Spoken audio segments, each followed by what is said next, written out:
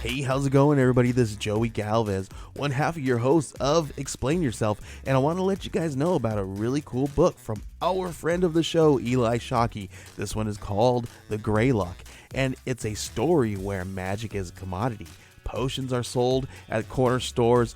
Orcs and dwarves earn a living in cubicles, not on the battlefields. But there are those who resist the house's magic's laws. Branded a criminal and forced to live as a wand for hire, there is a spell slinger they call the Greylock.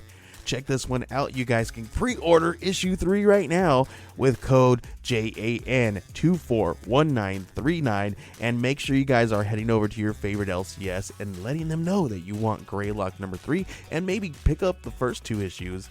You could do that at the Scout web store. So make sure you guys are grabbing the Greylock number 3, JAN241939 at previewsworld.com. Okay, everybody. I have something really cool to tell you about. If you haven't heard yet about Anchor, it's the easiest way to make a podcast. Let me explain here. It's free. There are creation tools that allow you to record and edit your podcast right from your phone or computer. Anchor will distribute your podcast for you so it can be heard on Spotify, Apple Podcasts, Stitcher, and more. You can make money from your podcast with no minimum listenership. It's everything you need to make a podcast in one single place. Now, the way that you can do this is you got to download the free Anchor app or go to anchor.fm, and then you can get started. It's really fun. We just switched over recently here at All Too Real 2, and I'm enjoying it so far. So be sure to check it out and let us know what you think.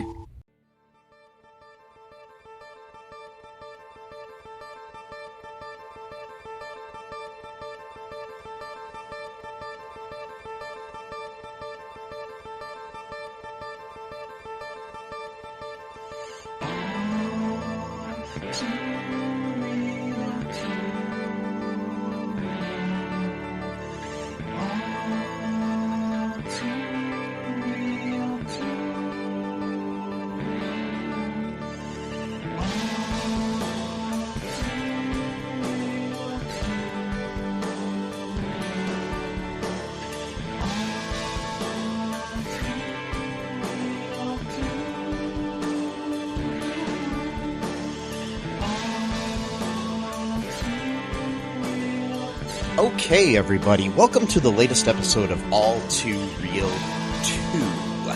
My name is Michael E. Cullen II, and with me, as always, is Matthew.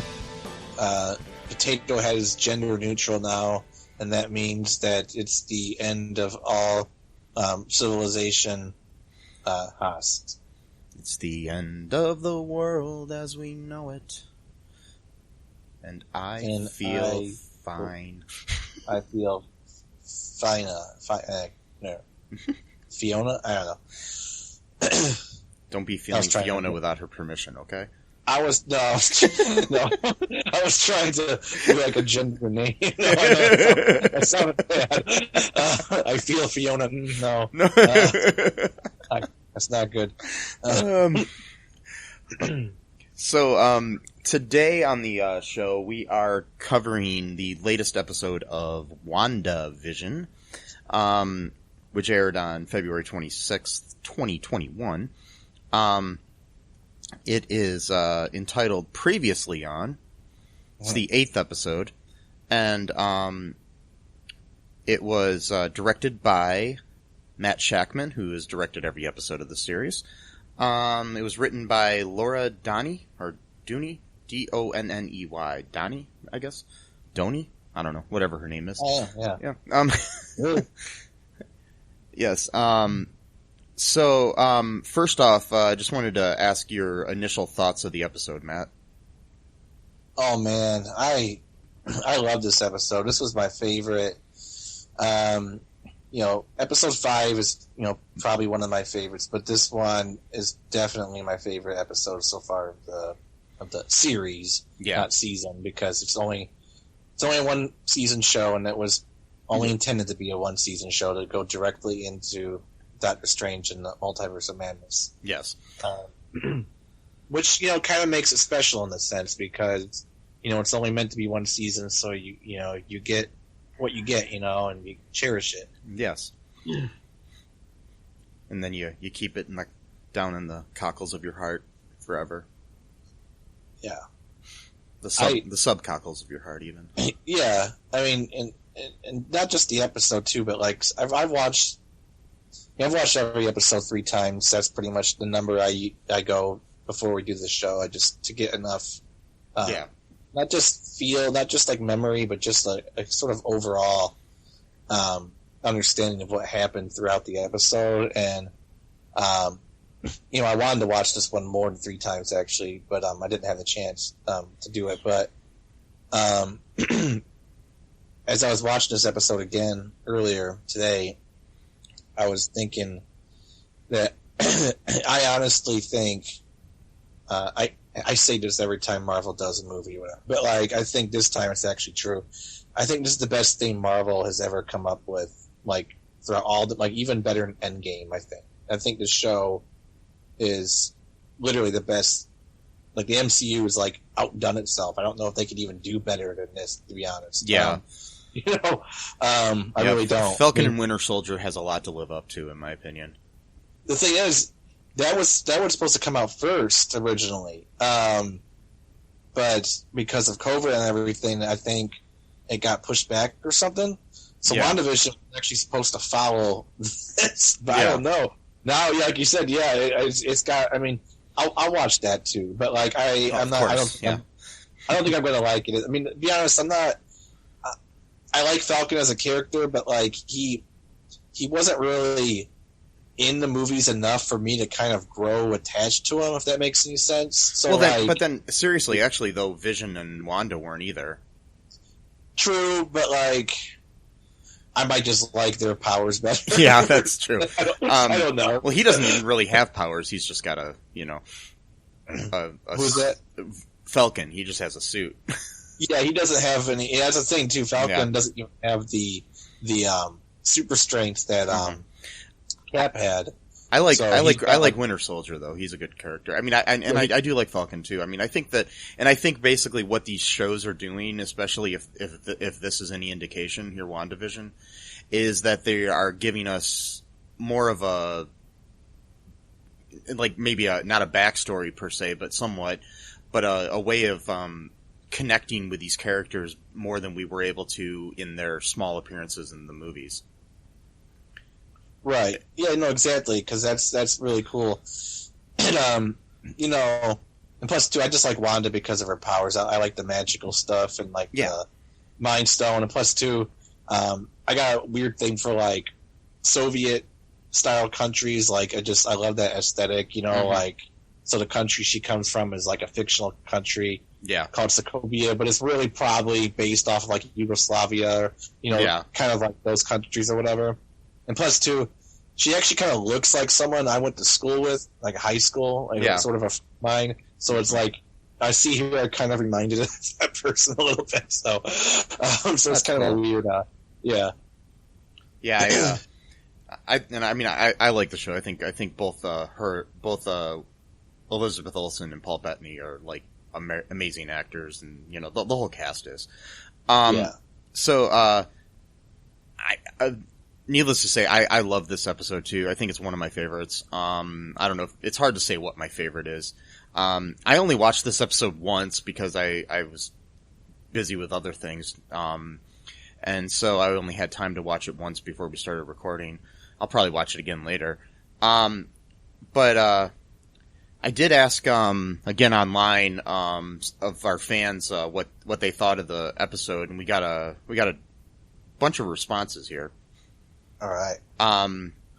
Amber Dawn said, it's such a wonderful musing on love and grief. Beyond its obvious MCU thrills, Catherine Hahn is truly a treasure. Paul Bettany may have been trolling us hardcore, which he's talking about how he keeps saying that there's going to be a big reveal of a character he's been wanting to work with for a long time. An actor he's been wanting to work with. And we can get more into that later. Yeah. Jacob Scarberry said, I like the little glimpses of Marvel horror, nothing crazy, but I think it gives us a small glimpse of the type of thriller horror we might expect in the next Doctor Strange film. I guess I don't have a good reason, but from the very first episode, I felt like this show was going to be what brings us into the multiverse. I think it will be a very important stepping stone, and I think the glimpses of horror-esque helps support that theory. I also could see mutants being introduced in the series, maybe right at the end. Would be a good opportunity to open that door. Mm-hmm. And then he says, I should probably address that episode 8 was a badass take on A Christmas Carol. You have good writers and cast when they can recycle a story like that and make it feel like new. Yeah, absolutely. Christopher Seibert said, I like how they effectively retcon the MCU by saying that Wanda had her hex powers back when she was a child to prevent the bomb from going off. Mm-hmm. And what the Mind Stone supercharged, and that the Mind Stone supercharged her. So that means Wanda is the first official mutant in the MCU. Mm-hmm. So now that the X-Men or the mutants can be brought into the MCU. Natalie Brown Bostelman said, I love this slow burn. We're starting to get the payoff of the reasons as to why Wanda dealing with her grief in this way is clicking the puzzle pieces into place. Dave Haas said, a great show. Agatha is one badass witch defeating all of the coven. So, there we go. And that's my dad, by the way. Yes. So we got that going on. I think there might have been more responses somewhere. If I didn't get to yours, I'm sorry. Because I put that up in several places, but those were all the ones in our group chat. Which if you like this show, you can go on Facebook and you can join our Facebook podcast group. It's All Too Real 2 podcast group is what it's called. So join us in there and we can discuss all of our episodes and anything else you want to talk to us about. You know, you could tell us what your favorite flavor of ice cream is. That'd be okay. Mine is chocolate chip by Haagen-Dazs. I also like caramel sutra from Ben and Jerry's. That's good. Nice. That's good stuff too. I like Neapolitan, and I like cherry with cherries. That's probably my favorite ice cream. Nice. So, in this episode, Matt, what do we got going on here in this episode? Oh, man. So much to do. So, it starts off with, a little recap, what happened, throughout the various episodes. And then, when it goes through the Marvel thing, it changes from red to purple, which is Agatha's kind of magic color. And then it goes into 1693, so a flashback where Agatha's being dragged through the woods to be, put on some kind of a trial or whatever. And she's, pleading with the people, and, they're just carrying her forward. And they put her up, against like a pole. And they, you're led to believe like this is some kind of like Salem witch trial type of thing or whatever. But then the person like magically binds, her arms. Okay, so well, there's magic involved, so that's not going to be, the Puritans or whatever. And then this woman who's like the leader of the group, she, asks her if she's a witch, and she says, yes, I am a witch. And then and it says, yet you have betrayed your own coven by stealing knowledge above your age or station and rank. And she, denies it. So, no, it's not true. And then the woman says, enough deception. And then she admits to it and says, well, it's not her fault. She was just, wanted to learn or whatever. And they say, no, you practice the darkest form of magic. And then she kind of like has like this sort of like a half smile on her face, like she's been caught, but she doesn't really care. She says, I have not broken your rules. They simply bent to my power. And she like has like the smirk on her face. Like she knows what she's being caught for, but she doesn't care. Yeah, exactly. She doesn't think. And she's done anything wrong. What's that? I said exactly. Yeah. What's that? I just said exactly. Yeah. She doesn't think. Yeah, she does not think she's done anything wrong. So, she pleads with them, and you can tell she's faking it. She's not being sincere. She just wants to get out of the situation. Like she's trying to plead with the woman. She calls her mother. I don't really know if she actually is her biological mother or not. It could be, but it could be like a witch thing. Like maybe she's the leader, so she's the mother of the witches. Maybe we'll find out later on that if she really is, her mother or not. But so they start, chanting Latin, and they're kind of like firing up their hands, to basically like, shoot her with their power. And someone, I think it was Eric Voss from New Rock Stars, had a video recently. Yeah. Where he said that the Latin chant actually means like kill the monster or something like that, or she's a monster. Oh, okay. Destroy it or something like. So they're literally calling her a monster that needs to be destroyed because she's practicing dark magic. It's really dangerous and vile stuff. And we see this a lot in a lot of stories. Where you've got like the good magicians versus the bad ones. Star Wars 2 is pretty much like that. You've got this sort of corrupting. You got the Lord of the Rings is like that too. Right, and it always has to do with power. It's the dark force, dark side, dark magic. It always promises the person more power, and also to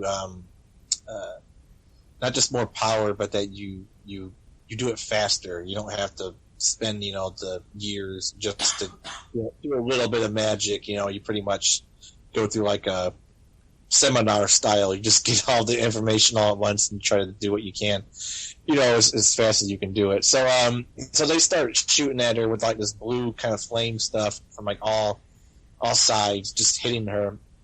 And, she's, screaming in pain and stuff like that. And eventually though, this purple stuff kind of starts coming out of her, and it starts like going through the blue, basically kind of like in Harry Potter when Harry's facing off against Voldemort with the two wands, and then Harry's red is just going further to Voldemort's green until it just goes to the tip of Voldemort's wand and he's defeated. Well, that's kind of what happened. And so the purple starts overtaking the blue, and it's actually sucking the life out of all the witches, like literally, like it's just making them like they're like 100 years old or whatever. And then her mother, she kind of flies up in the air, and then she like shoots her blue flame at her, and Agatha eventually defeats her, and she's like please, I could be good, like she's just faking it. And then her mom's like no, you cannot. And then Agatha eventually kills her too, and then she just kind of like shakes off a little bit of dust off her clothes or whatever, and just kind of walks all triumphant or whatever, and she steals that brooch that she's been wearing throughout the whole series, 'cause that was her mom's, and then she just takes it. Then she just flies off, and then we get to the scene from that ended last episode where she's holding Senor Scratchy, and then it just kind of begins from there. So what else happens? Right then we've got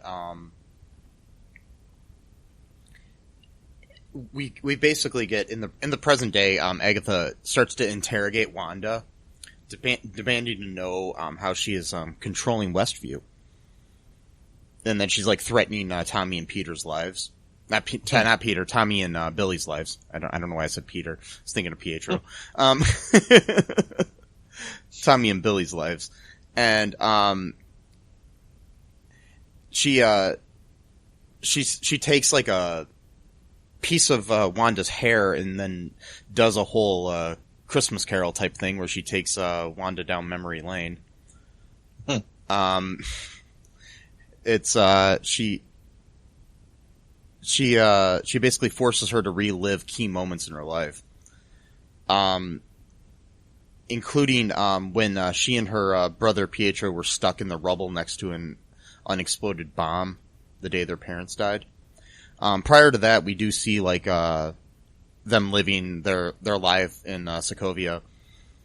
One thing I wanted to point out is the fact that the young Pietro and Wanda are played by different actors than the ones in the flashback in the Halloween episode.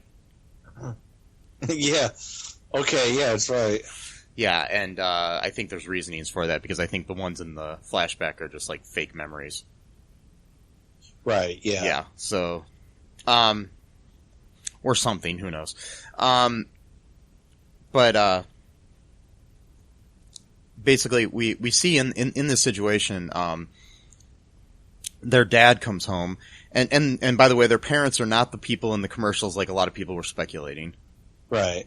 Yeah, including myself. Yeah, I thought they were gonna be, but yeah, it just rained. They're probably people from like the town or something like that. Then something will happen, yeah. Or so basically we've got her dad coming home, and it turns out like what he does for a living is he basically sells box sets of TV shows, of American TV shows. He brings home a box of ones that he hadn't sold yet, and we see DVD sets of Malcolm in the Middle, The Addams Family, Dick Van Dyke, I Love Lucy, Bewitched, Who's the Boss, among other ones. And then Wanda, they let her choose which one she wants to watch, and during their night where they're watching TV, they decide to always speak in English, and that's basically how they've learned English. So this is basically explaining why she decided to create sitcoms, because that's basically her way to escape the world.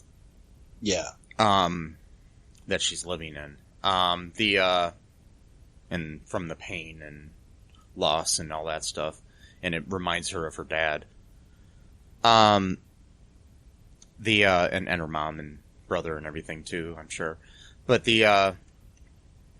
she chooses to watch an episode of Dick Van Dyke Show, and it's a interesting episode where there's they're watching a TV show in that episode where some aliens are attacking a family and stuff, and so that causes nightmares and stuff for Rob and Laura Petrie in the show.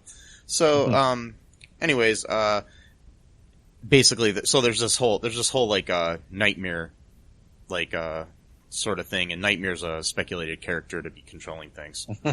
Could be just a nod to that, or it could just be coincidental. But anyways, basically what ends up happening is they have to relive the moment. She relives this moment of, while they're watching this, is when, they're stuck in the rubble of this unexploded bomb that hits their house or their apartment. And, the parents die in this memory. Basically through this, we can deduce that, Wanda was born a witch who was able to, in this situation, pull her and her brother out of the rubble using her magic, and so she basically what Agatha tells her is that she was able to use a hex magic as a child, and Wanda's inadvertent use of the simple probability hex to prevent the bomb from going off.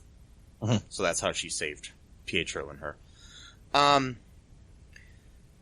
Then we move on to another memory, where Wanda is being experimented on by Hydra, and she approaches the Mind Stone,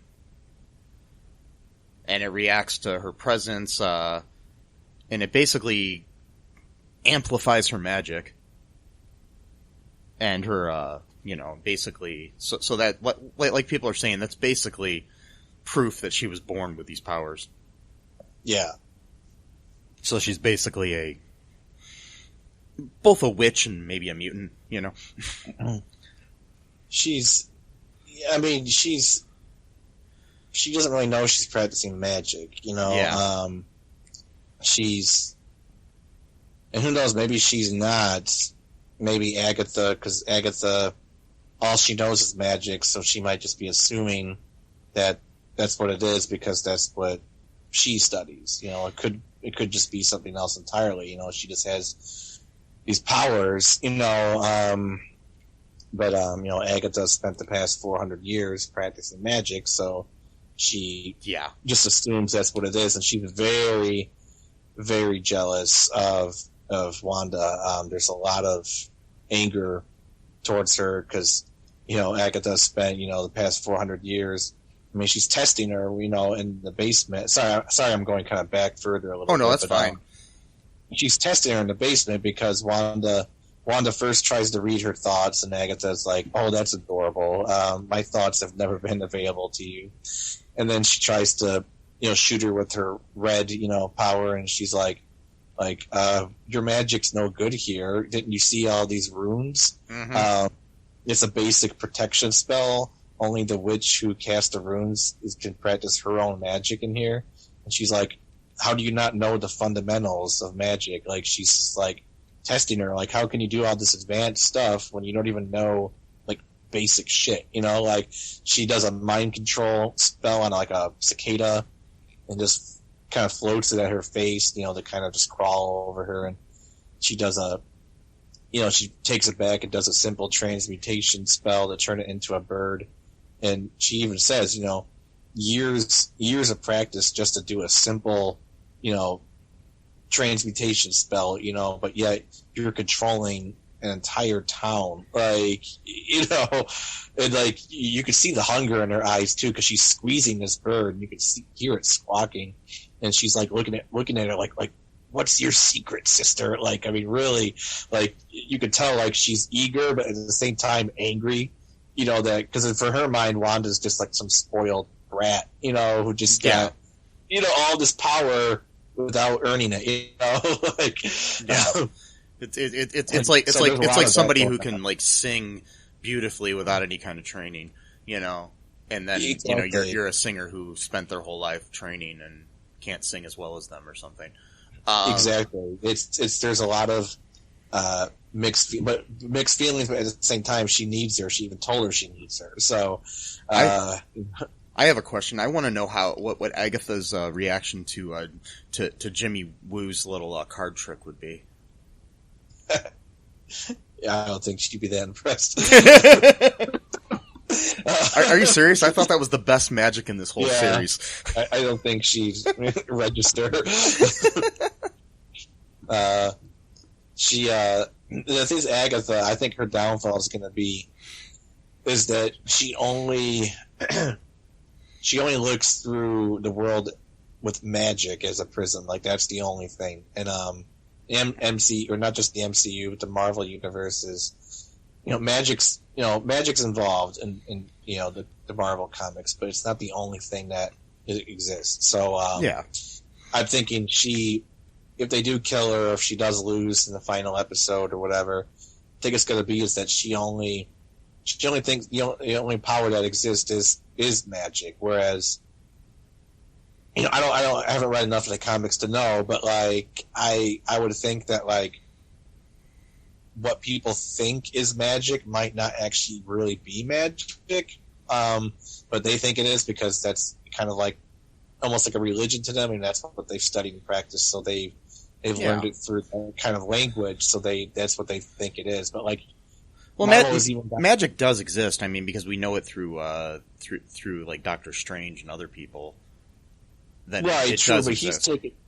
he's taking his stuff from different dimensions, though. And I mean, the people that do that, they, as far as I remember, they're actually carrying over energy from other dimensions into ours, which it's interesting because is that really magic though, or is that just energies that exist from another dimension as like normal for their dimension, but like extra normal for ours? You know what I mean?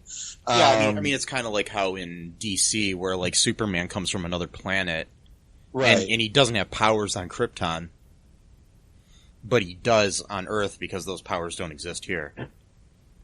Right, yeah, exactly, like the Red Sun or whatever. Yeah, so, I mean, again, I don't know, because unfortunately, I haven't read enough of the comics. I want to start getting into that and really kind of get into the details, because it's really, really fascinating stuff. Marvel's just amazing when it comes to all that kind of stuff. But anyway, Agatha's very jealous of Wanda. She needs her at the same time. She even told her that she needs her. And she's very eager, not just eager, but almost sounds like time is of the essence. Like she doesn't have time to wait. Like she needs her like now. Like, you know, my theory for that is the reason why Agatha has lived so long is that she siphons the life out of other people. But also too, in a lot of stories, not just Marvel, but in a lot of stories, is that the more magic you use, it's not an infinite source of power. So if you use magic, you're kind of taking away some of your own life or your own power in the process. So Agatha might be kind of expending like a lot of magical energy, and you know she can't do it forever. You know, so she might need Wanda to kind of take it from her. I guess maybe my theory that she might be trying to siphon it from Wanda, but at the same time, like that one episode where I think she is those episodes where she seems afraid. I don't think she's altogether faking it. I mean, partly for the show she might be, but I think she knows that outside of her basement, she's really no match for Wanda. I mean, she knows more stuff, but just Wanda's got that chaotic energy that it doesn't matter how much she knows. If she gets angry enough or gets sad enough, she can just blow, an entire town into existence. I mean, like, so she knows that she really can't beat her on her own. Sorry, that was kind of a weird ramble. But no, but it makes sense. I mean, basically, she's really jealous of the fact that, like we were saying before, like she's just Wanda's a natural. Didn't have to study to learn this stuff. Some people can act really well without ever taking training. Some people need training to be able to be, Academy Award winning actors. Right. And, yep. And some people, they create the Big Bang Theory. Sorry. Always got to mention that. But yeah, but you know what? Chuck Lorre did write the theme song to Teenage Mutant Ninja Turtles. So yep. So there's that, and he's okay in my book. He also created Mom, which is a good show. That's right. Yeah. So I was going to say that. That's a great show. So yeah, that's good. Plus two broke girls. He didn't. Right? He didn't do that one. Okay, he didn't do that one. All right, but Darcy, the actor played Darcy. I forgot her name. Sorry. Well, she was in Two Broke Girls. And I was really hoping so badly when they did the TV show that she was going to be like, because you mentioned that too, that she was going to be like a waitress at like a restaurant from like Two Broke Girls. Like oh God, like they could have. That was a missed opportunity. That was a mist. It was like a huge meta moment right there. But oh well, the carnival thing was cool. So whatever. Yeah. It's still cool. Kat Dennings is awesome, regardless. Yeah. So, anyways, so then we throughout this trip down memory lane that we're taken on by by Agatha here in the world of Wanda's life. Wanda, you know, like I said, she's watching herself being experimented on by Hydra. We then have her relive her first fond memory of Vision, where it's back at the Avengers compound sometime, I think, after like Civil War or something. I want to say. Or was it before Civil War? Because it seems like that's before Civil War. Because I'm not sure. Because I think she was living at the compound after Civil War, because that was when, or maybe during Civil War. I'm trying to think, or maybe it was right before that. Because it's hard. I don't remember. I'm trying to remember because it was either after Age of Ultron, obviously, or Civil War. Because I think during Civil War, after Civil War, because of the Sokovia Accords and stuff, things happened where she was basically confined to the compound. Right. Yeah. Okay. Yeah. I only saw that one once, so I don't remember much about that one. But Civil War is probably my favorite. Timeline's right. Favorite MCU movie. Oh yeah, that's cool. Yeah, I like it a lot. I don't know why, but I don't know. It changes every day though. So which one's my favorite? Right. Honestly, I always consider that to be an Avengers movie, even though it's technically a Captain America movie. Oh yeah, it is. Totally. I call it Avengers 3. You know?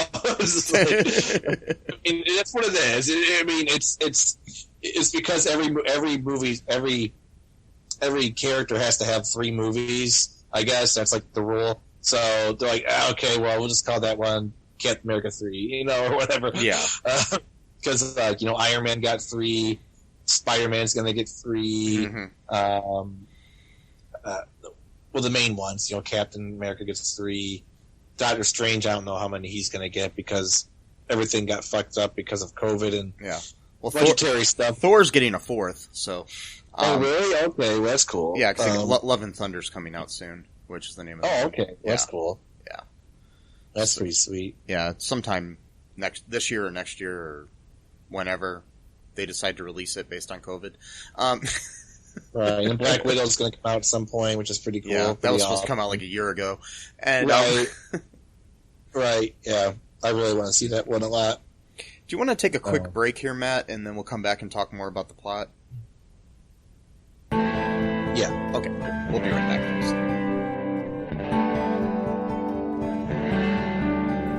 It's the ninja from the Ask the Angry Ninja Show saying, come listen to the show.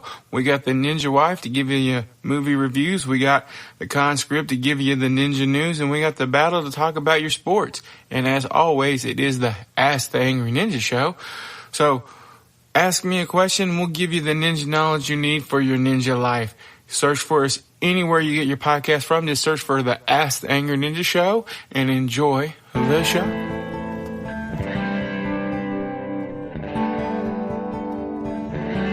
And we are back. I hope you enjoyed those ads or whatever they were. The Pop-Tart ads or the, or whatever. Oh, we got the Pop-Tart sponsorship?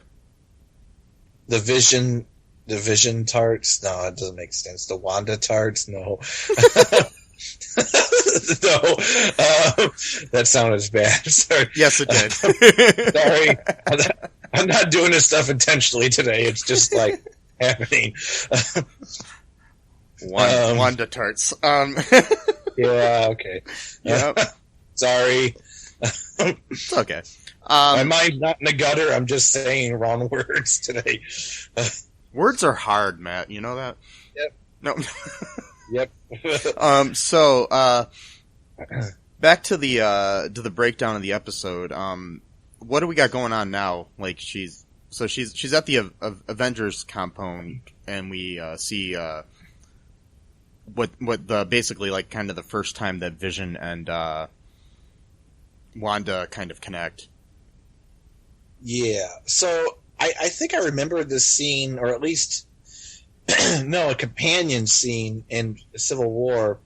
Yeah. Because in Civil War, she realizes that Vision is kind of listening in on her talking to someone. And he's like hiding somehow or whatever. And she says, we talked about this or whatever, that you can't just like spy on us or whatever. Well, we find out the origin of that is that he's like, on the other side of the wall, and she knows, which is interesting. So that could have been an indication that even in Civil War, that they were kind of maybe teasing the idea that she's kind of got some kind of psychic abilities at the very least. Because she calls him out, because Vision, and he kind of just, seamlessly goes through the wall or whatever, and she's like, sorry, I didn't mean to intrude or whatever, and she's like, well, really? And he's like, well, I guess perhaps I did, but I didn't, whatever your preference is or whatever. And she, lets him sit down and watching Malcolm in the Middle, which is interesting because episode 6 is pretty much like based off of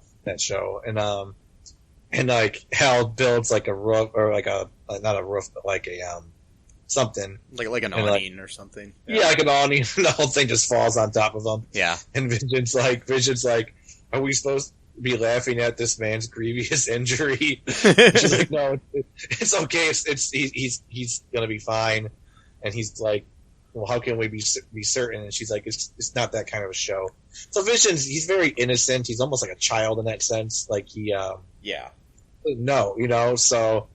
He's not going to laugh at someone, being collapsed, he's similar to like Data on Star Trek: The Next Generation or something, where he's trying to understand human behavior.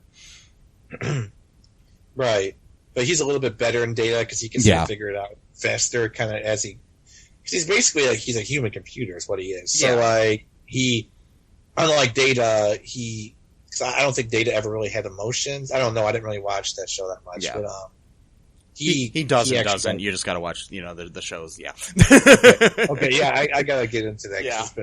I never really watched that much when it was on here and there, but not a lot. Next Generation. On a side note, is the best. The best of any Star Trek. So yeah. All right, I'll start with that then. Yeah. I watched a few episodes of the original, which are really cheesy, but they're pretty good. But anyway, so he's asking her, all these questions, like, saying like he doesn't really know what it's like to lose someone because he's pretty much been alone, as a consciousness his whole life. So it's all he's ever known. It's not a sad thing. It's just that's how it was. So there's nothing to compare it to,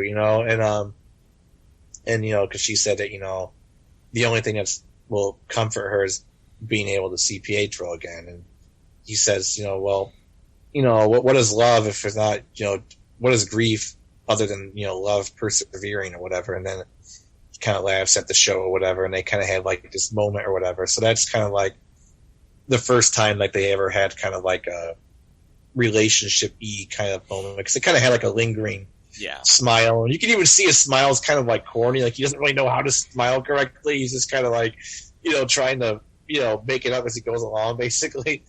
And but you do have that moment in Civil War though, where he's spying on her. She's talking to someone else, I don't remember who it was, and she's like, Vision, like we talked about this, like you can't just watch people, like like you need to be in the room or present where we could see you, because it's like rude, it's wrong behavior. He doesn't know any better. He's not trying to be rude or creepy or anything like that. He just doesn't know. And and so we have that moment, and then so the big reveal here is that Hayward's a piece of shit that we've known all along, really, since like the 5th episode. Yeah, we really know.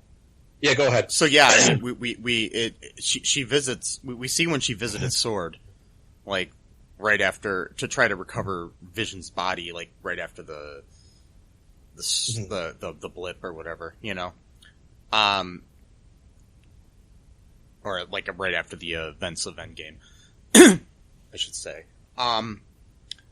Basically, she loses her temper and breaks into the compound after trying to speak to whoever's in charge, because she wants to have a funeral for Vision and like bury him properly. Then she goes to she goes to Hayward's office, after basically having a little situation where she just opens the door herself. She doesn't need to be buzzed in. She's like, no, don't worry about it. I got this, sort of thing. And when Hayward introduces himself, he calls himself Director Hayward, not acting director. Oh, okay. I didn't notice that. Yeah, I did, and I was just like, what the hell? And he says his full name though too, Tyler or something like. Director Tyler Hayward, and I'm like, interesting because he tells Monica he's acting director. Huh. But, you know. So that's Wanda to make it seem like he had more authority or something. Either that or he's lying to Monica. Yeah. And that he's totally in True. charge. Mm-hmm. So Wanda, he shows Wanda, like, in Vision's body being, like, operated on, basically, like, being taken apart. Which, and it appears to be being taken apart, like, very crudely. Yeah. You know, and so we're seeing these, points of view of what happened that we saw in that previous episode where we saw the security footage of what we thought was her taking Vision's body. But she just basically goes there and says goodbye to him and leaves. Mm-hmm. She doesn't take the body. Like Hayward wants us to believe. So we do kind of find out that he's basically an asshole. He's a terrible person. I really hope that he gets killed in the next episode, or at the very least, he's revealed to be doing illegal shit and he just gets thrown in prison or some shit like that. Because I think too. I think he set this up on purpose. Like he expected that she was going to show up. And he probably told them, like, I want you to just take this guy apart in the most creepy way possible, and just to like show her, like to traumatize her essentially, because he has an idea of. That's the other weird thing too. He seems to know about her powers before she does, about being able to just that, you know, not everyone has the ability to bring, you know, their loved one back online. And he goes, "Oh, part of me back to life," and she's like, "I can't do that." Like she has no idea what he's talking about. How does he know that? That's interesting. Yeah. So we'll find out somehow he knows the true extent of her powers before she knows, and also too before Agatha knows. So if an all-powerful witch like Agatha, who's been alive for at the very least almost 400 years, and she has to kind of tease it out of her to finally figure out what's going on, but this guy knows. Just saying, I'm getting some Mephisto vibes. Maybe he's like going deep undercover, like pretending to be a sword agent or director or whatever. Who knows? But I'm just saying there's no reason he should know that stuff. There really isn't. Because Hydra didn't even know that. So even if he got like secret documents from Hydra about their experimentation, they didn't even know that. And also too, I forgot to mention this earlier. When she was being experimented by Hydra, and the Mind Stone, she removed the Mind Stone from the scepter, not on purpose, and then it like, because it was blue, and then it like broke its shell and it became the yellow color that it normally is, and she has this vision of like a feminine figure kind of floating down with like horns. It looks like the Scarlet Witch costume from the comic books, as well as from episode 6 when they were at the Halloween episode. Yeah. And also too, go ahead. Yeah, go ahead. I was just saying, go ahead. Also too, when the people at Hydra are watching the tape, it's that jump cut thing that happens again. They don't see what actually happened. They just see her lying on the floor right after. Like she's in control of that. Also, also people are seeing in that vision too.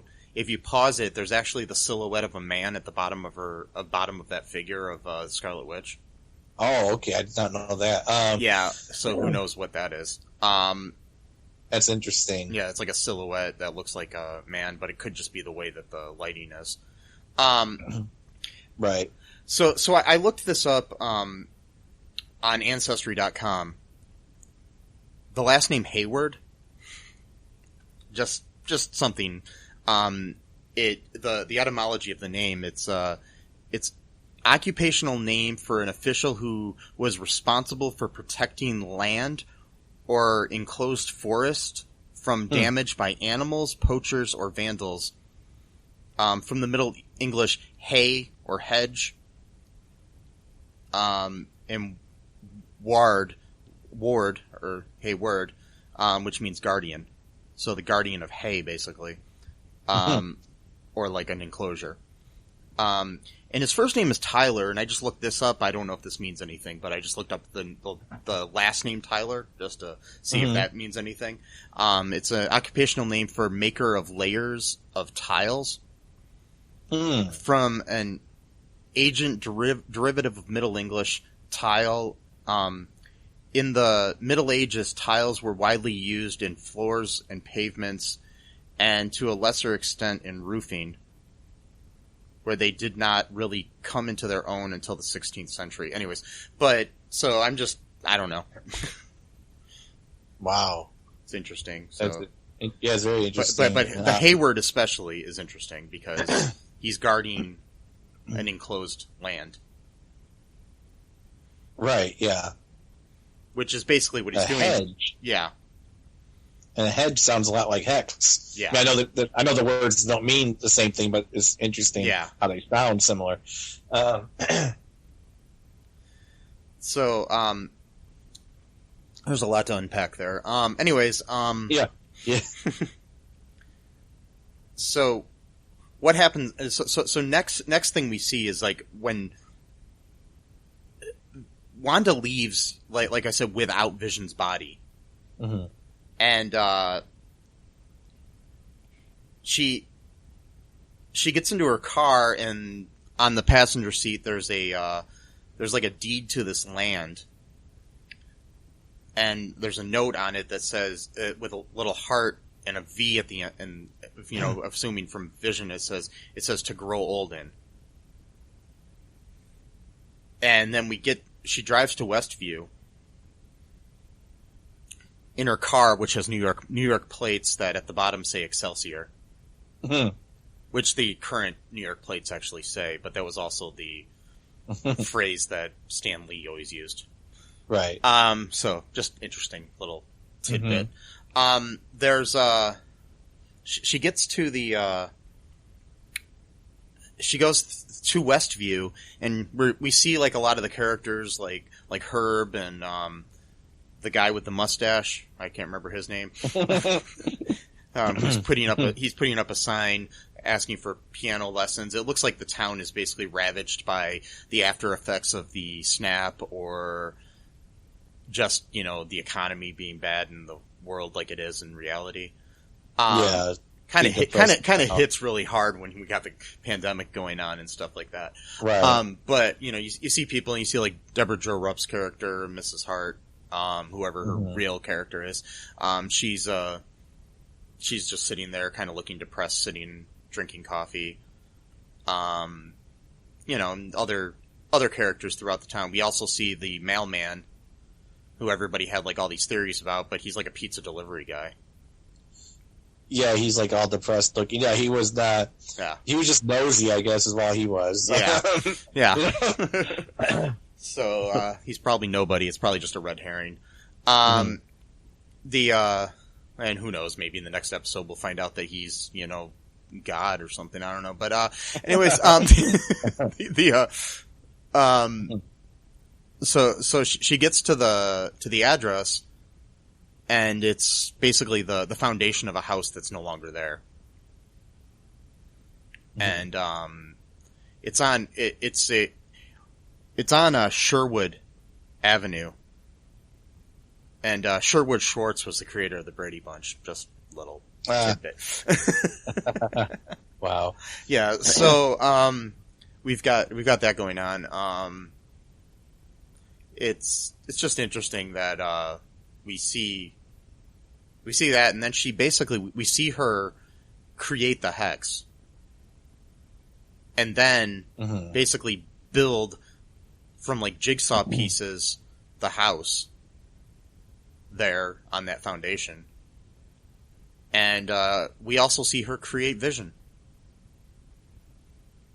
who seems to be a sentient being. So, like, he seems to have his own, capabilities. So basically, I'm just wondering if she actually created him. Like, is he real? I don't think she's controlling him at all.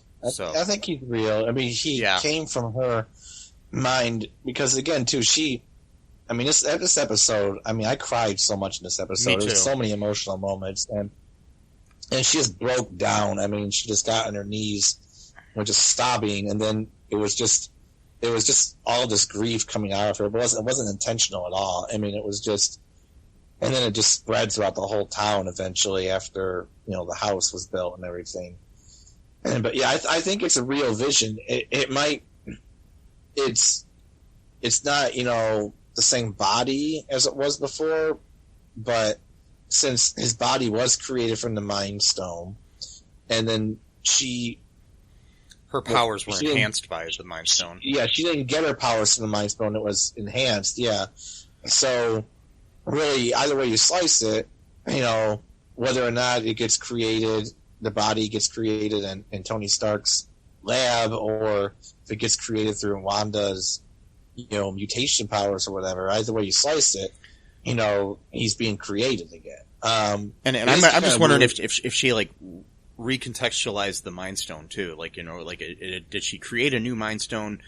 Did she find the dust of the Mind Stone and bring it back together? Because the Mind Stone is still out there. It's just in many pieces.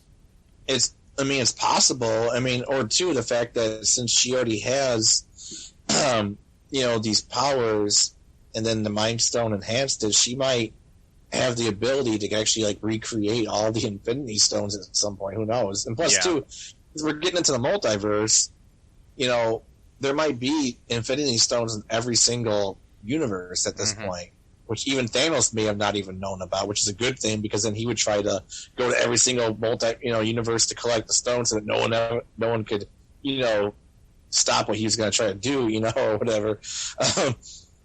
So it's interesting. Yeah, I don't know. Yeah, so it's interesting because, this is her way of dealing with grief, and it's really interesting to see how they're showcasing grief in a very creative way. So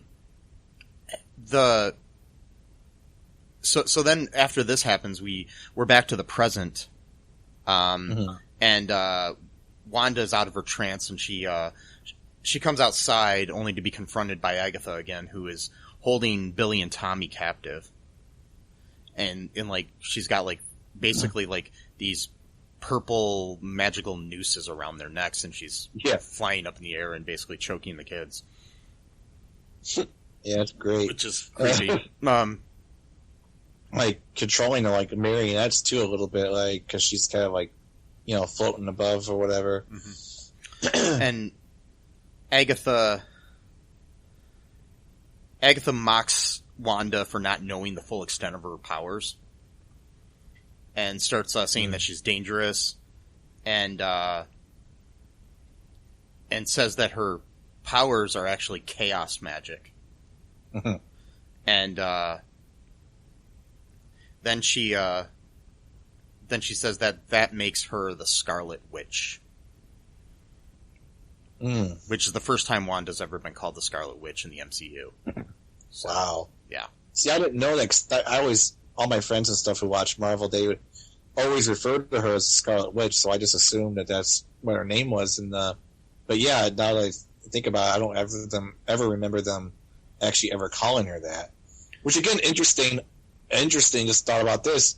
Episode 5, episode 6 it was, I don't remember, where Hayward asks Jimmy Woo, because he's clearly trying to antagonize him by saying Wanda was a terrorist or whatever, and he goes, "Oh, what any kind of funny nickname that she's ever had?" So that's interesting, because who else would know that?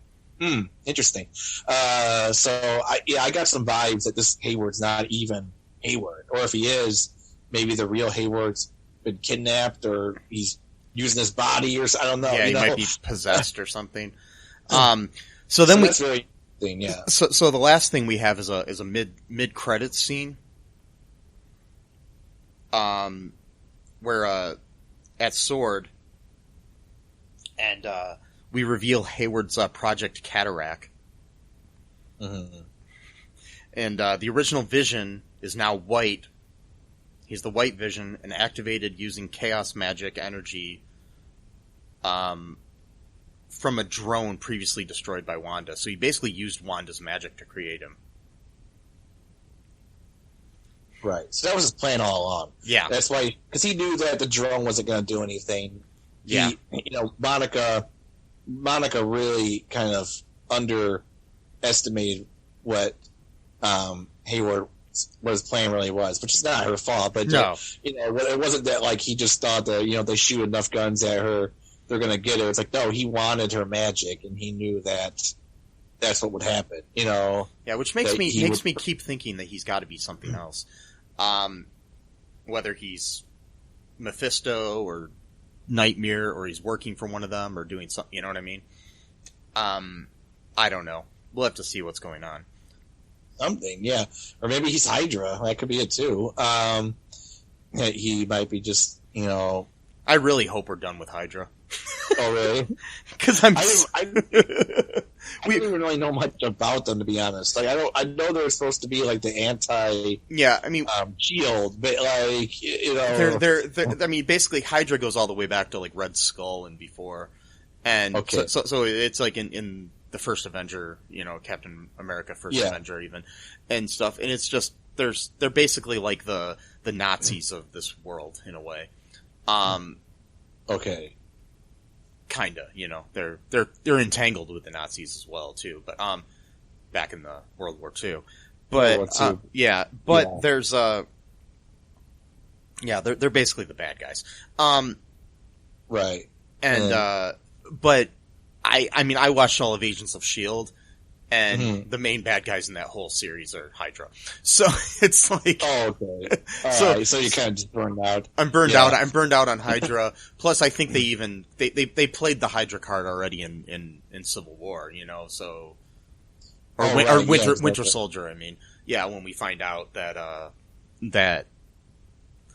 the whole thing with, Hydra basically controlling S.H.I.E.L.D. for all these years, and I really hope that they're not controlling S.W.O.R.D. too, because we just got introduced to S.W.O.R.D. So it's like we don't even have time to learn what S.W.O.R.D. is, and then it's like, hey, by the way, we're bad guys. No. Right, exactly. It's like, all right, how about we get some new bad guys? Yeah. So that's why I'm kind of hoping it's like Mephisto or somebody else behind the things. Someone, that would be good. We'll have to see. That was his plan all.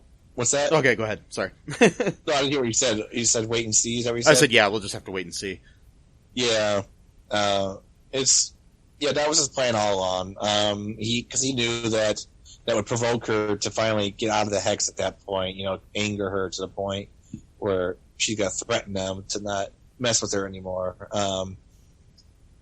So, yeah. Do you want to take our second break here, Matt, and then come back and we'll talk about some trivia and our speculation and stuff? Yeah, sure. Okay, we'll be right back.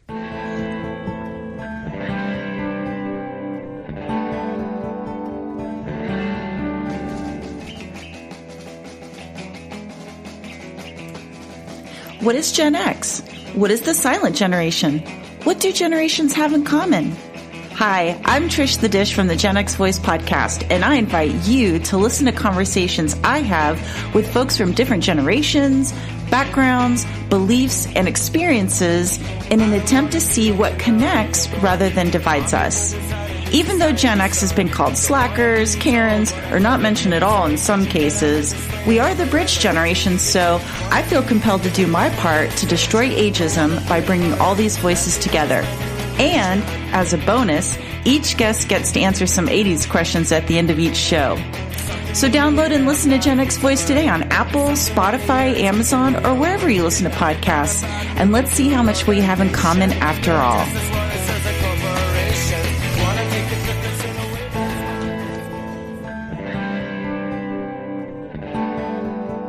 And we are back. Those were some great ads. I liked Pop-Tarts again. Pop-Tarts. Yep. Kellogg's Pop-Tarts. Yep. The choice of a new generation. Wait, that's not right. And I'm not even sure if that's what the ASP played, so it's going to be confusing. But yeah, I don't think Pop-Tarts are advertising us yet. They really should. Because the thing is, they don't understand is that we're probably Pop-Tarts' biggest fans ever. Like, I don't know anyone else that talks about Pop-Tarts like as much in the way that we talk about them, like all the time. Like I'm obsessed with them. Like, I haven't had them in a while because being broke and stuff. But like, I love them. I mean, I can't. I mean, seriously, like, you hear that, Pop-Tarts? Matt needs more Pop-Tarts. I do. I would like a life supply that would just be like, I mean, I would be over the moon. Like, if I got like a life supply of Pop-Tarts, geez. I mean, like, ugh. You can do so much with them. I mean, you can eat them, by himself, with like a glass of milk or something like that. Also, too, I've done this a couple of times. You break them up a little bit and put them in some ice cream. Oh God, that's good. You know what? I've also seen somebody make an ice cream sandwich out of them. Oh God! You take two like strawberry Pop-Tarts and put some ice cream in the middle. Oh, and then just eat it like a sandwich. Yeah, damn, that was good. Yeah. Anyway, so yeah, I'm getting hungry now. Yeah, I might have to go to Walmart and buy some or something. God, yeah, but yeah, Pop-Tarts, please, if you would sponsor us, man. I mean, we would promote the shit out of you every day. I mean, I know you probably like. We'd just be popping those tarts. And, yep. Wait, what? No, those Wandavision tarts. No. Wait, that's something's sounding wrong here, Matt. I don't know why. Yeah, no, sorry. Yeah. That was just a callback. Anyways, hold on a second here. So here are some trivia about the episode here. Culled from the Internet Movie Database. Okay, in keeping with the theme, the title uses a term frequently used in TV series. It actually deals with the incidents that happened before WandaVision. Wanda's favorite episode of Dick Van Dyke is Season 2, Episode 21. It May Look Like a Walnut. In the episode, Rob Petrie is having a nightmare and wants to wake up in the episode. So interesting there. The second episode since episode 4, we interrupt this program not to have a traditional sitcom trope throughout it, so it didn't, mimic a sitcom. Wanda watches Malcolm in the Middle in a flashback. The sitcom also had a story about mischievous boys, just like Wanda's two children. In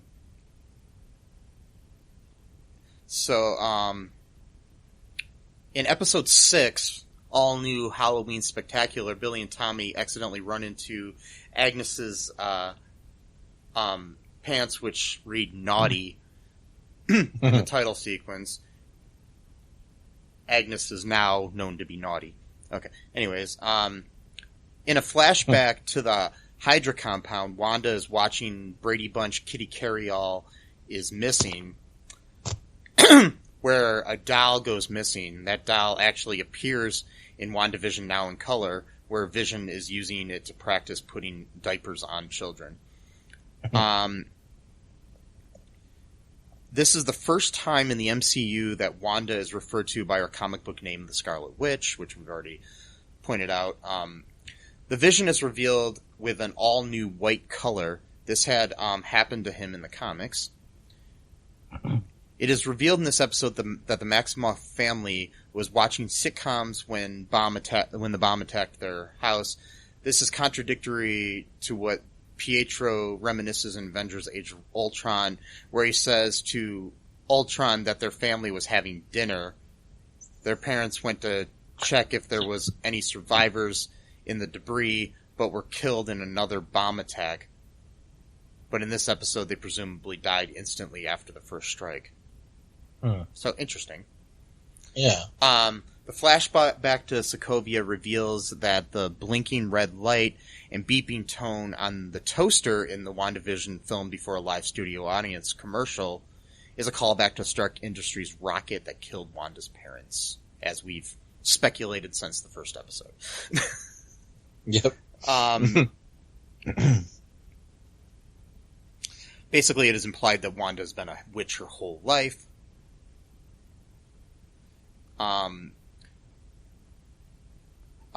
Evanora Harkness, who is Agatha's mom, bears a striking resemblance to what Agatha looks like in the comics.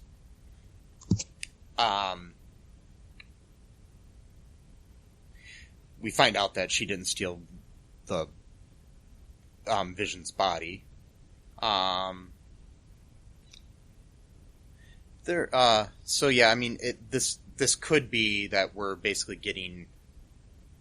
Oh yeah, one of the funny things in the episode that they're pointing out here is that Agatha dubbed fake Pietro as Fietro,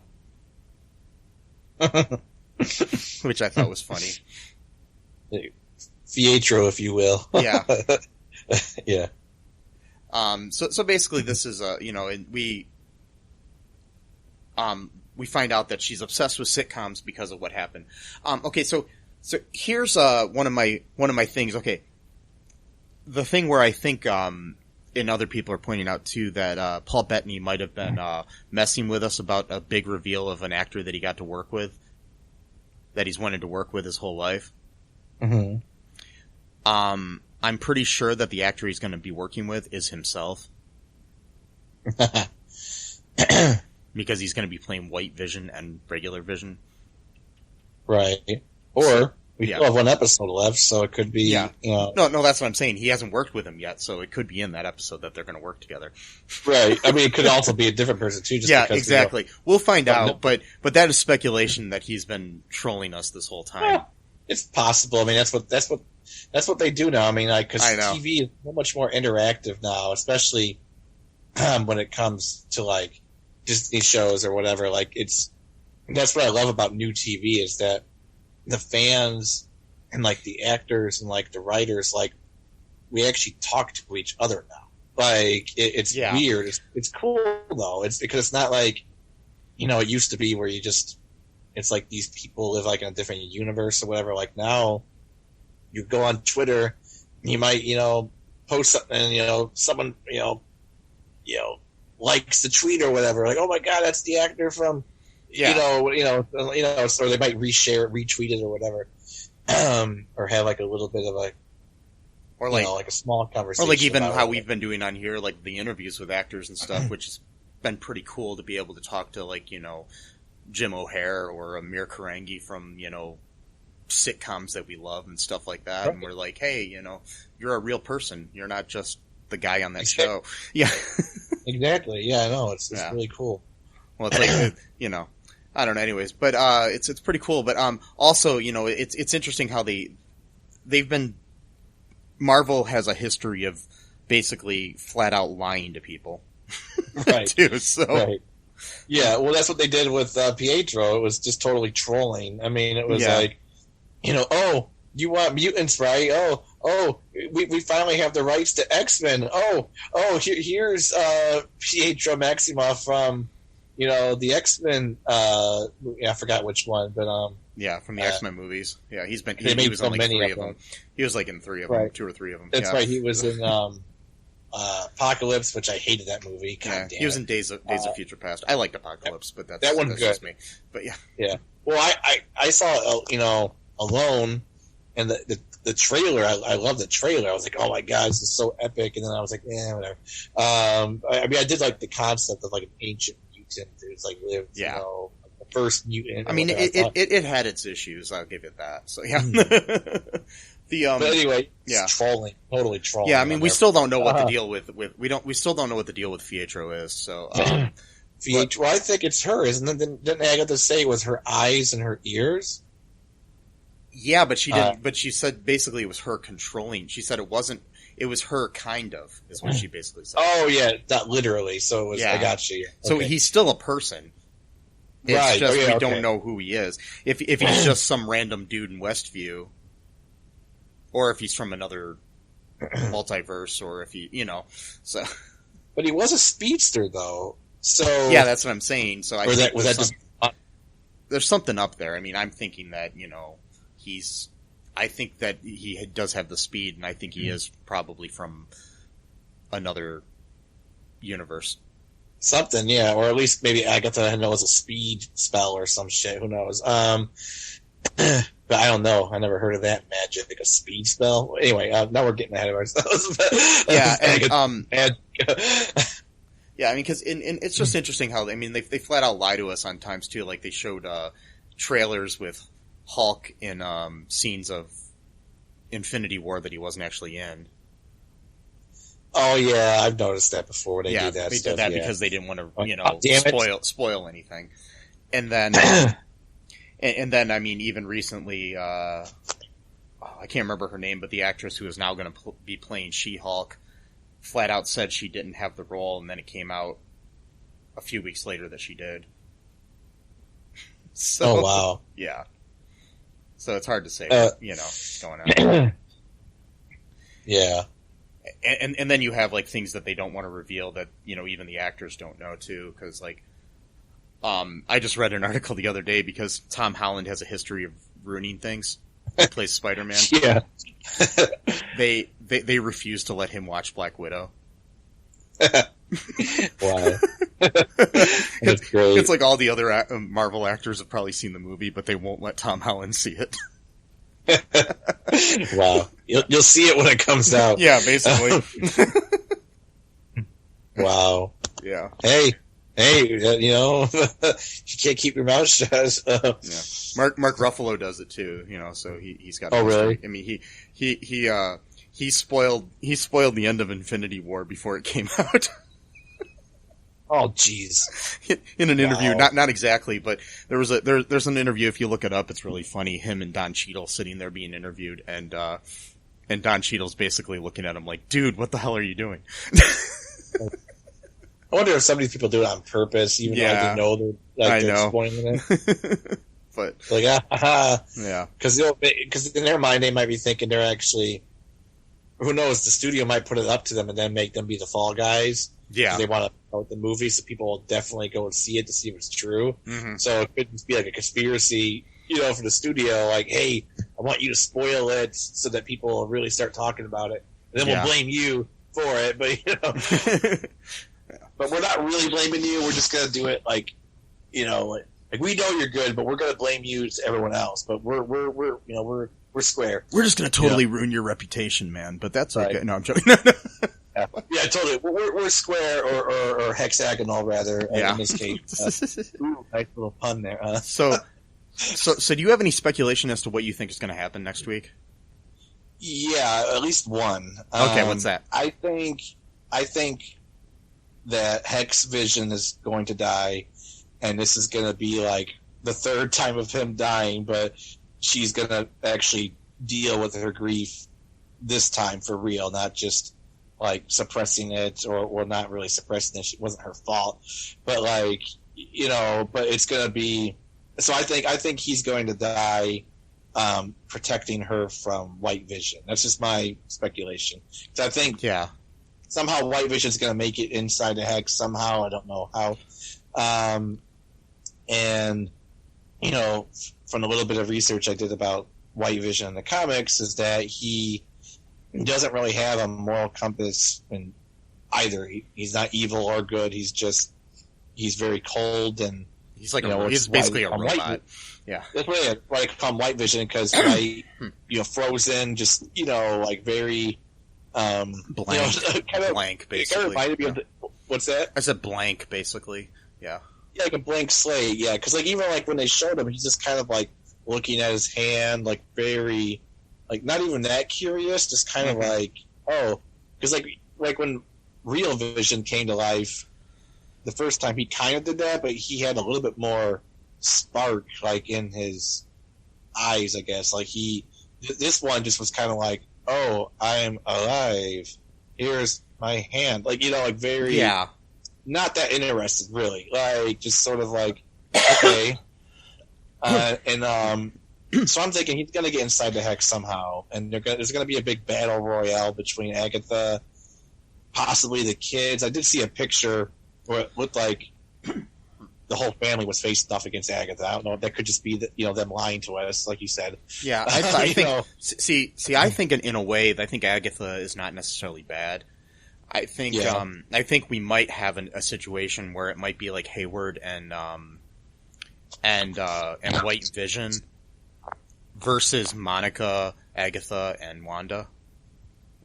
Okay. As like a new coven of witches. Oh wow. Because you need like 3 to be in a coven, and then there's 3 on that pendant. Right. Yeah. Exactly. And with like Wanda being the most powerful, and now that Monica has powers too, she's kind of like a witch. Kind of. Yeah. She's not really a witch. It's not magic though with her. It's But she got her powers. Kind of is, but she did get her powers from Wanda, so. Right. Yeah. Unless she already had them, and maybe she's a mutant too. But we'll see. Right, I don't know. Hopefully they don't do that. Cause yeah. Like, all right, we got one mutant. You don't need to do overkill. Like, you know, like every person that you've known is now a mutant. Like, you know. Yeah, if you if you're listening and you want to let us know what you think, you know, go to our group on Facebook and post on there and let us know, you know, your thoughts about what's going to happen. And we will interact with you because we like to do that. Yes, we do. Also, just wanted to point out that a recent episode of the Nerdball podcast featured yours truly as the guest. The Nerdball podcast is hosted by Lorenzo Melchor. It's a really good show. He's a great guy. He does a good job hosting that show, and he does a lot of really in-depth interviews with people.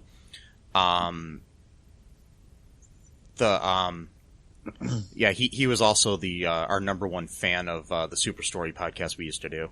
So, kind of sad we don't do that anymore, but that's okay. Yeah. That's okay. We kind of got too busy with this podcast.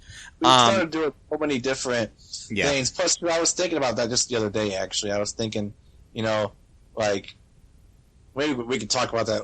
Talk about. Like off air, yeah. There we go, off air. I was trying to say the recorder. Yeah. So yeah. But anyways, he has a great podcast. Be sure to check the show notes. I'll have a link to his show so you can subscribe to his show too and listen to it on any of your favorite podcast platforms like the one you're listening to this one on. Anything else, Matt? Let's see here. I was thinking, it'd be pretty cool if Senior Scratchy. Well, maybe Sparky, if Wanda could bring him back to life, that would be cool. But if Senior Scratchy, joins the fight either as a bunny rabbit or maybe is revealed as being something different. Who knows? Pretty cool. Kind of like in Monty Python with the killer rabbit starts going after people's throats and bite your throats out. And and they're like, oh, it's just a little bunny rabbit, and shows up, kills the entire platoon or whatever. Not platoon, whatever. I can't talk. But yeah, I would like to just mention too, like I did last week, that my old guitar teacher, Jason Quick, his band. The Quick Quartet, has got a new album coming out. They do jazz music. I know jazz is sometimes seen as like being like this really stuffy, like complex stuff that doesn't really sound good, and only like, only people who like think they're cool like to listen to jazz. No, jazz can be listenable. If you're good at it, if you're really good at it, if you're just trying to show off and be technical. Okay, you're going to attract technical people, but if you're really, really good at what you do, you don't have to show off within the first 10 seconds of what you're playing. You don't need to reveal all of your cards at once. And Jason is great too. He's a great That's player. what he's really good at. He's good at, the slow burn, because he knows he's good. He's been playing guitar for the past, I don't know, 35 years or something like that. And he, got a master's degree at Wayne State University, studying jazz guitar. When he taught me, I came to him, pretty much just wanting to learn Metallica riffs. That was pretty much the only thing I did. Sometimes he'd oblige me because, I was a paying customer, but he would try to nudge me here and there. Like, okay, well, I could teach you, the main riff to Master of Puppets. Okay. But like, why don't you, try learning some, the fundamentals so you could write your own stuff. So you're not just copying, what other people play. Yeah. And, within my first year of learning, he was already teaching me like, basic jazz chord progressions, licks, and I didn't do so well with that, but it was, I learned enough because jazz wasn't really my passion, but I think he was trying to teach me, not so much to like teach me jazz just because that's what he wanted to play, but it was more of like just kind of opening my mind a little bit to like what's possible, and like kind of build my confidence, as a player. This is not an ad for me. I'm sure it sounds like it is. But I'm just trying to say that like he knows like what he's doing. Like and he's made several albums with either by himself or with the Quick Trio. Now it's the Quick Quartet. And the latest album coming out is called Low Rent Space. And I'm just gonna read a little bit from their little press release. Okay. Not the whole thing. It says the new recording by the Quick Quartet, a group of jazz musicians based in and around Toledo, Ohio, gives a musical answer to the question, what kind of space do you need to create something new? The answer is the title of the album, Low Rent Space, a living situation coveted by generations of jazz musicians who need all the time they can give to practicing their instrument and developing their art. Toledo, the hometown of the great genius of music, Art Tatum, has a deep history of jazz music and musicians. However, the contemporary jazz consciousness may not consider the town a center for the music. Indeed, many of the promising young talents, having begun their pursuit of the music through study at the University of Toledo and Bowling Green State University jazz and music departments, have moved on to make their careers elsewhere and in other fields. For guitarist Jason Quick, Toledo became the place to make it happen. Growing up in Livonia, Michigan, and getting a jazz studies degree from Wayne State University, he moved south to participate in a graduate assistantship program at Bowling Green State University's music department. After finishing with a master's degree in music, Quick stayed on in Northwest Ohio and eventually settled in Toledo. Low rent space in Toledo and environs gave him more opportunity to spend time practicing guitar and developing his art through composing and studying. Low Rent Space by Quick Quartet is about space and creation and a place where an idea becomes a physical thing. Huh, interesting, kind of like what we've been talking about here about WandaVision. But, yeah, exactly. Interesting. Vibrational, like vibranium. Okay, now I'm stretching. A vibrational presence along the axis. Axis, like, axis of time. Quick Trio, that was his previous band, has been an active performing outfit since 2012. I think before that it was like the Quick Duo, so he's like built his band over time.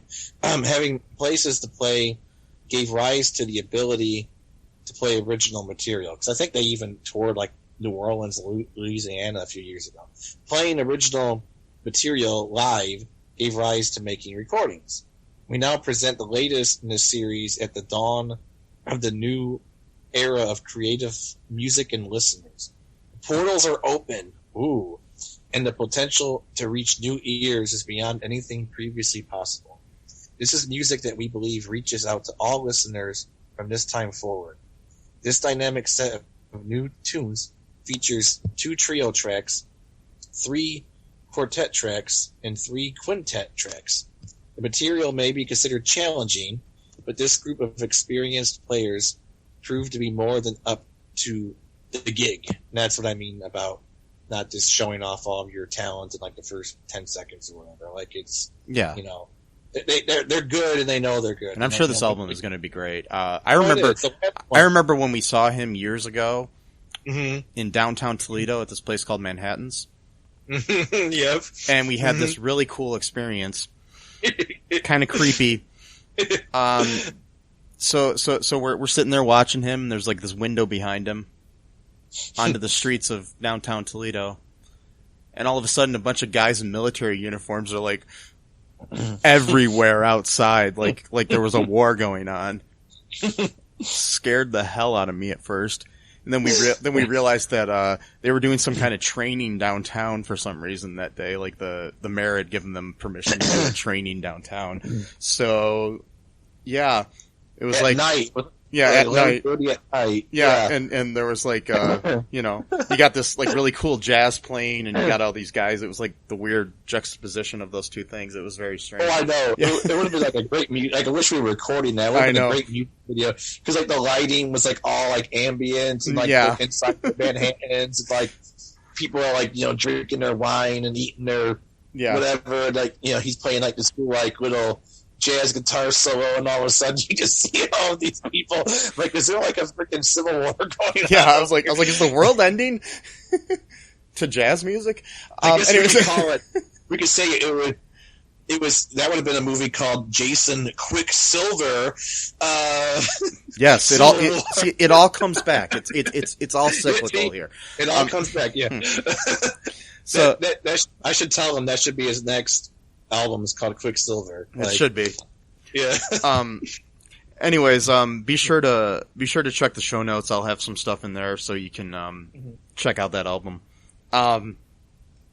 Anyways, make sure you also check out our Patreon. There's going to be stuff in there. Our website, which is still under development. That's all too real2.com.